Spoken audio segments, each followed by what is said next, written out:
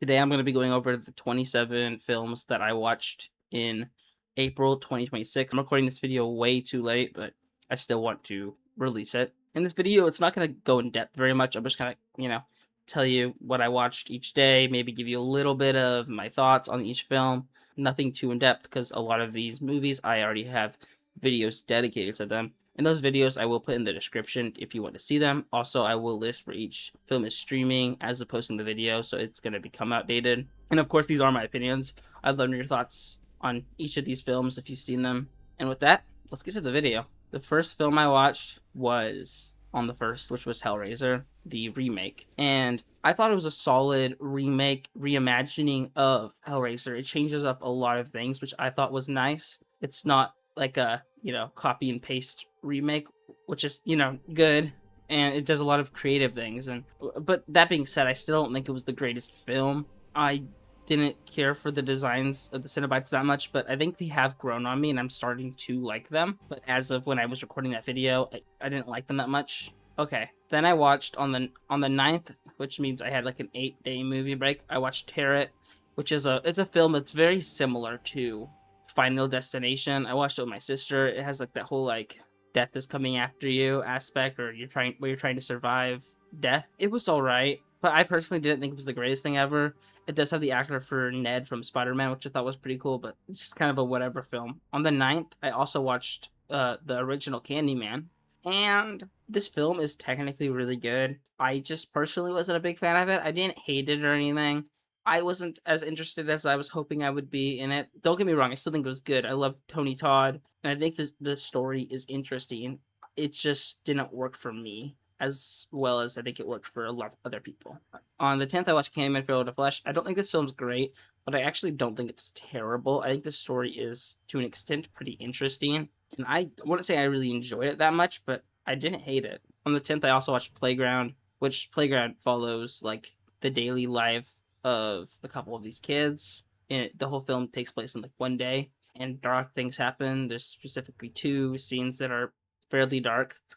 I don't know how I feel about this film, to be 100% honest. I don't know if I fully understand why it was directed or filmed this way. I feel like a majority of the film is honestly pretty boring, though I will say towards the end there are some shocking moments. And when I say shocking, I mean shocking. Like some taboo subjects are touched upon and shown. On the 11th, I watched Project Hail Mary, which follows a science teacher played by Ryan Gosling, and he wakes up and he's in space and he has to figure out, why am I there? What do I need to do? This film is really good. Like, I give it 4 stars. I could probably give it 4.5, but like this film, the story is so well done. The emotions that you'll feel when you watch it, like you'll be sad at some parts, but you'll laugh at others. Like it's so well done. It's 2.5 hours long, so it's a pretty long film, but it's really well done. And I would recommend it if you haven't seen it already. And there's probably a pretty high likelihood that you have already seen this film. On the 13th, I watched Candyman, Day of the Dead, and I think this will be a hot take, but I don't hate this film. I rated it the same as Farewell to Flesh. It's way too similar to Farewell to Flesh, but I do think I enjoy a lot of the things it does in Day of the Dead more than Farewell to Flesh. I think it's technically worse, but I still enjoyed it. I wouldn't say I prefer it to Farewell to Flesh. I feel like they're pretty tied for me. On the 14th, I watched Oddity, which is about a lady who her sister died and she wants to get revenge for the people who did it. I'm not the biggest fan of Oddity, but I also think it is pretty good. Watched it with my sister. I believe it was scary a bit, but to be fair, I don't really remember being scared much. It wasn't very dark when I watched it, which is, my bad. A lot of times when I watch films, it's not as dark as I would like it to be. On the 14th, I also watched Candyman 2021. 2.5 stars. Not a big fan of this film. I think its messaging was pushed a little bit too much for me. Maybe just a little bit too direct. I know that will really depend on each person, but for me, I think it was a bit too direct for me. But I still think the film was decent. I just remember the kills not being great and definitely not enough Tony Todd. On the 15th, I watched An American Crime, which is about this girl who is locked down in a basement and is treated horrifically by this lady and the neighborhood kids. It is based on a true story, which makes it all the more horrifying. they do, I think, do some things that definitely was not in the real life story. If you've watched the film, you probably know what I'm hinting at. I don't think I can really explain without getting into spoilers. Also, I don't know how I feel about an American Crime. Like, I don't hate it, but I don't love it. On the 16th, I watched When Evil Lurks, which I gave 3.5 stars. It follows these two brothers who tried to remove this evil infection, but they don't do it properly, and bad stuff happens.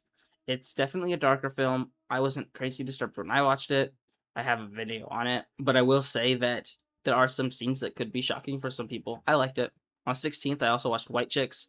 Definitely a mood change, which is probably a good thing because, you know, after you watch a dark movie, it's probably best to watch something a little more lighthearted. White Chicks is about these two men who go undercover as white women, and the film's just it's really funny. It's very funny.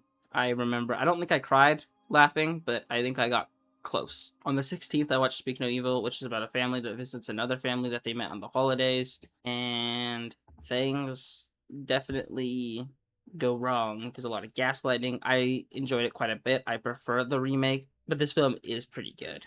On the 18th, I also watched Martyrs, which I might have a little bit of a hot take, to be honest. It's about these two young women, and one of them was brutally, horrifically tortured, and her and her friend are trying to stop the people who did that horrific thing. And I didn't care for this film. I didn't hate it. Like, don't get me wrong, I don't think it's a bad film. I didn't care for it. Also on the 18th, which means I did watch 3 films on the 18th. I was doing a little like movie binge. I almost watched 4 movies, but I got too tired. And you might think that 3 movies isn't a whole lot to watch in a single day, like if you're trying to binge movies, but hear me out. On the 18th, I watched It Chapter 2, which is almost 3 hours long. And for It Chapter 2, I think it's a solid sequel, but I do not think it's nearly as good as, you know, It Chapter 1, I guess you could call it. The characters I prefer more in It Chapter 1, or just It. I find how they were done better than how they're done in Chapter 2, but I still don't think that Chapter 2 is bad or anything like that.